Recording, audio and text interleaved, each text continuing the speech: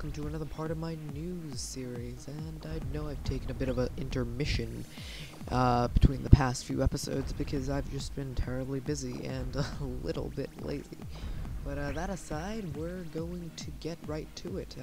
I've got a new mic, but there'll still be a little bit of white noise in the background because of the fact that my sound card's pretty shitty right now. So I'm going to be getting that replaced this week, so next week's news series would not be a problem. It'd just be like crystal clear sound for me. But that aside, let's get right to it, and here we go with the news. There recently has been speculation upon the fact, well, Wasteland 2 is dead. Well, you shall not fear, as on the 23rd of July, a screenshot of the game has been released. As Kickstarter continues to be a never-ending pile of cash for developers to fund their fantasy projects with, it never is certain that a project funded through Kickstarter will be good.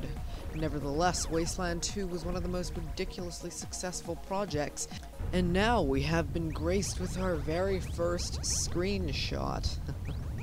Take a look on the screen. Now, Robert Bowling seems to be seeing something in the Ouya. The former Infinity Ward community manager Robert Bowling, who has left his lucrative job there to found a studio named Robotoki, has already committed to a prequel of their next-gen game Human Element on the Ouya.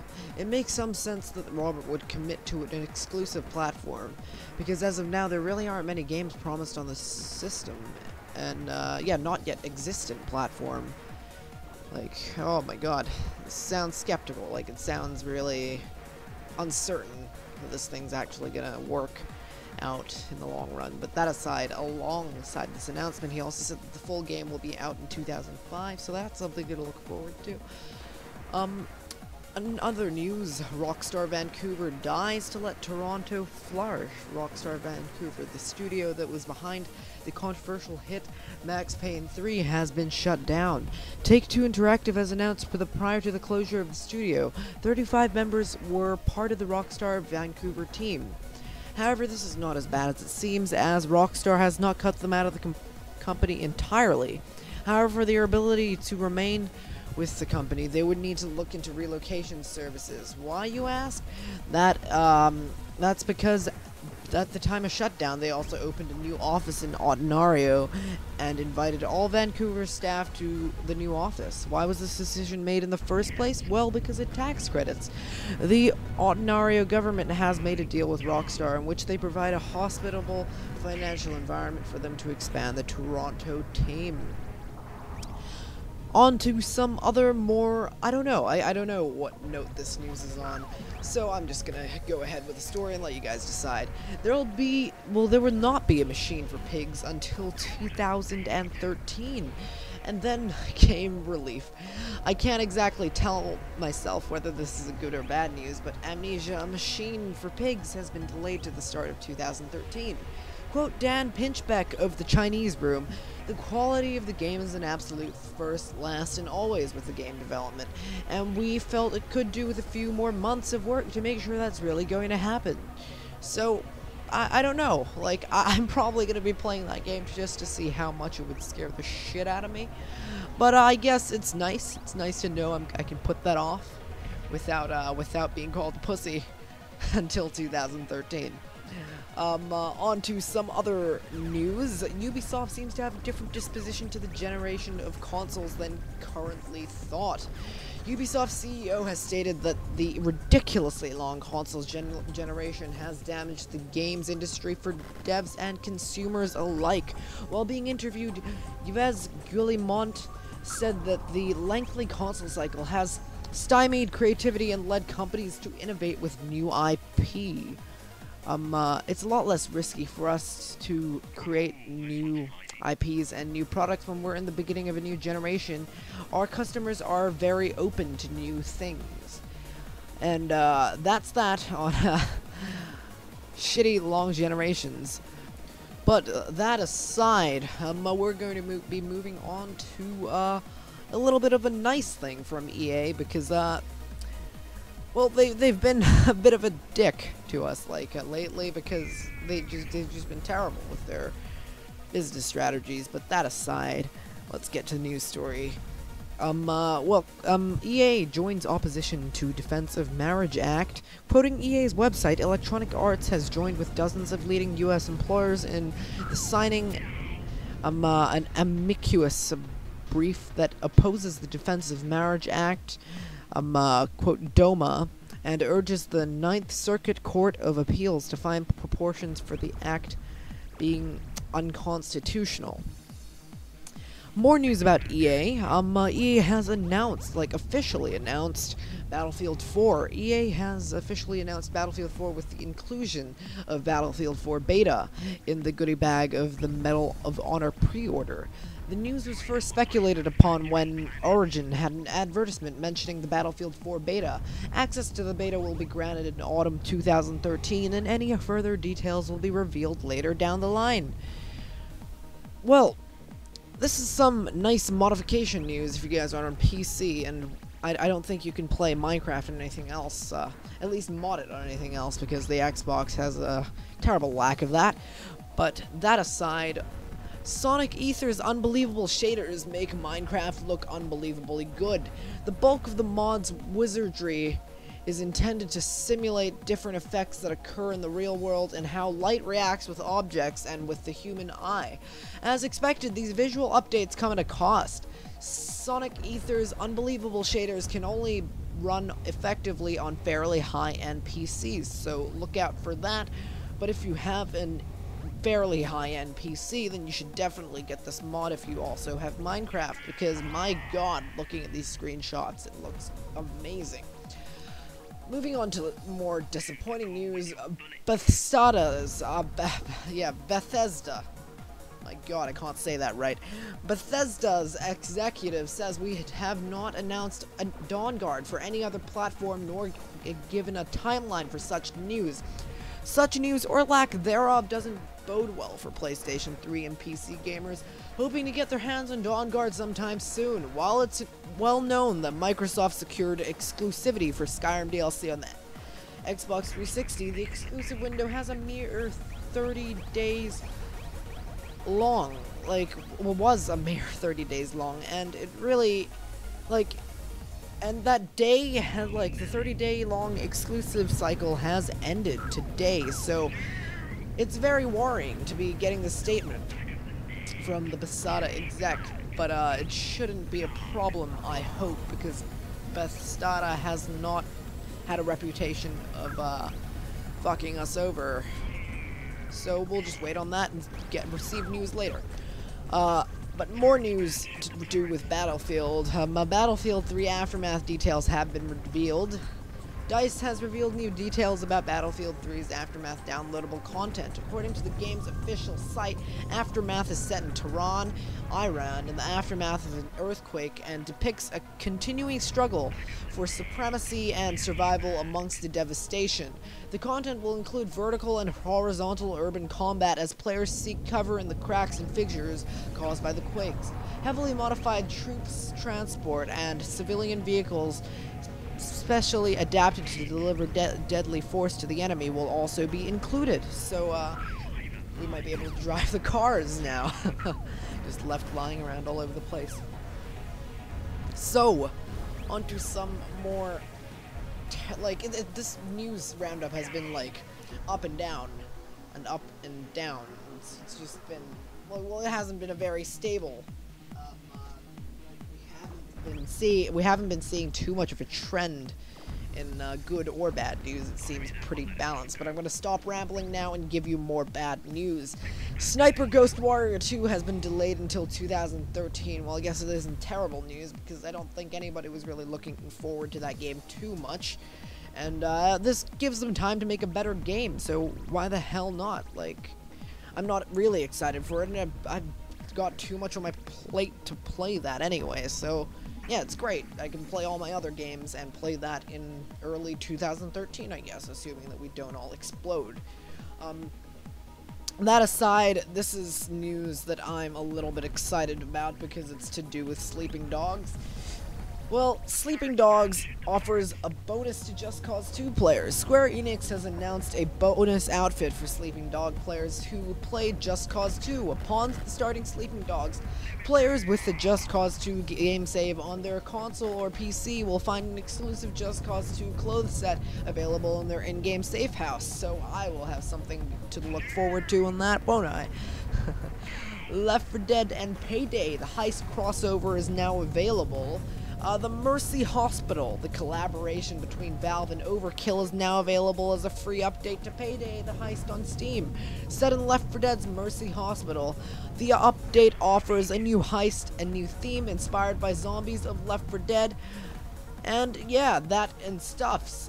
There hasn't been many Easter eggs in that, so if that's what you're looking for, you will be disappointed, but it's a pretty good map.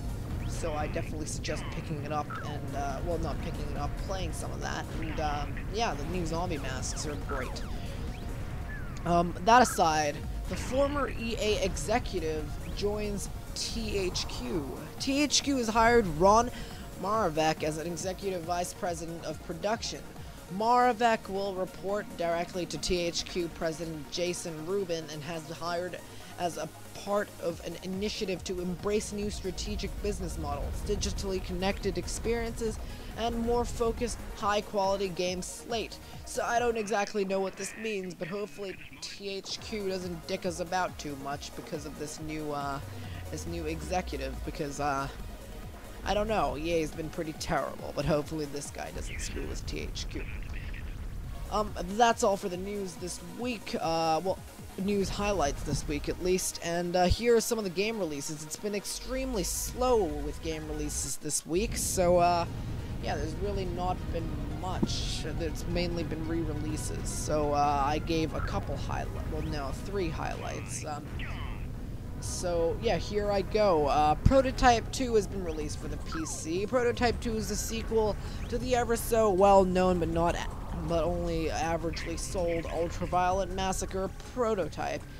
To me, this is, well, it's just what I need after a long streak of serious or nigh on terrible game releases from the start of the year.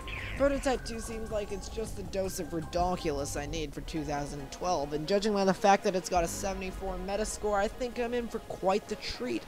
It's too bad the PC port is pretty friggin' terrible.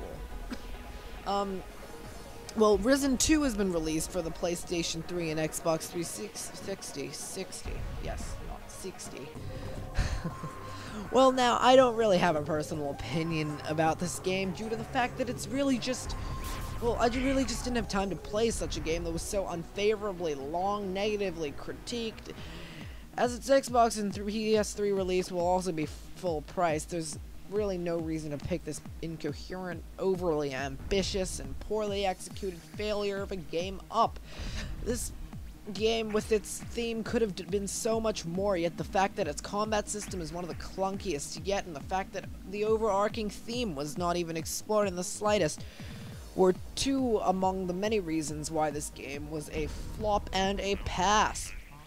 Well, there's one really big release this week that I'm super excited for.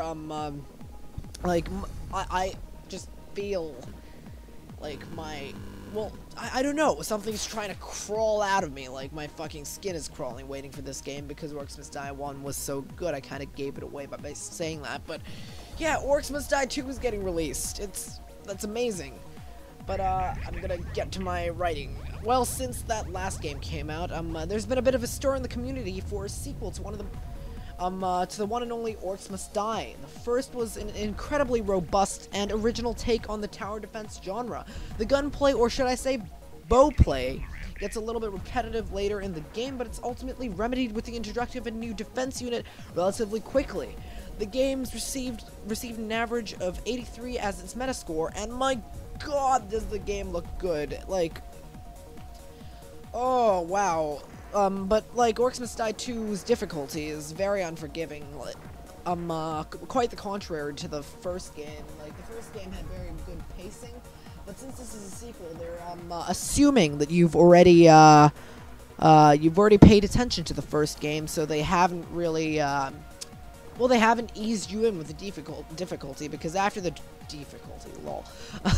But after the tutorial level, it instantly turns it up to 11, and it's hectic as hell, and, you know, everybody's here to hold their own. Perhaps the biggest addition to the game was the co-op, and the new character, and a bunch of new weapons and traps, but, there's really nothing not to like about this game unless you don't like orcs. If you don't like orcs, don't get this game, but why would you not like orcs? So in conclusion, it was, well, it was a pretty terrible week for releases. Only 3 releases this week, but it'll give me time to play Orcs Must Die 2, and, yeah, that's really all I care about right now.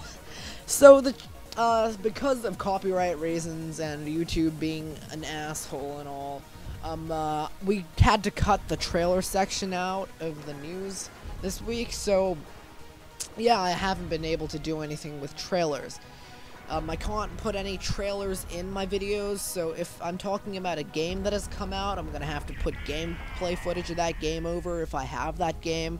Might even have to buy that game to do that, and yeah, or download just pictures to put over it, and that won't be very interesting. So we can't do trailers, and that sucks, but it shouldn't matter too much. Yeah, that aside, my trailer pick of the week is the Resident Evil 6 SDCC 2012 trailer. Well, the reason why I picked this trailer was because of just how well it showed off the different settings in the game.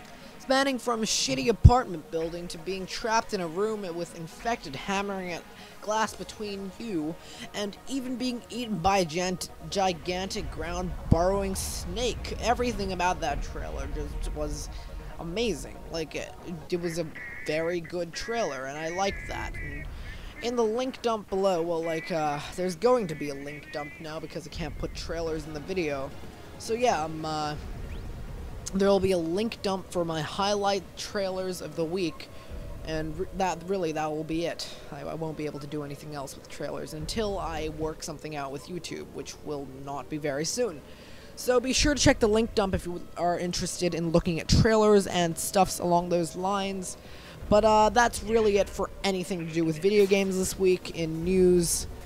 And yeah, that's me, done for the week and done for the day. So I am out. Peace, and have a great week. But before I go, I would really just like to say thank you guys for staying to the end, and leave a like, because it really, I really appreciate it. And better yet, like, if you don't leave a like, comment. Give me any constructive criticism, tell me how I could do things better, or maybe just have, like, casual banter with me. I'll respond to you if your comment is genuinely interesting, and I would like to.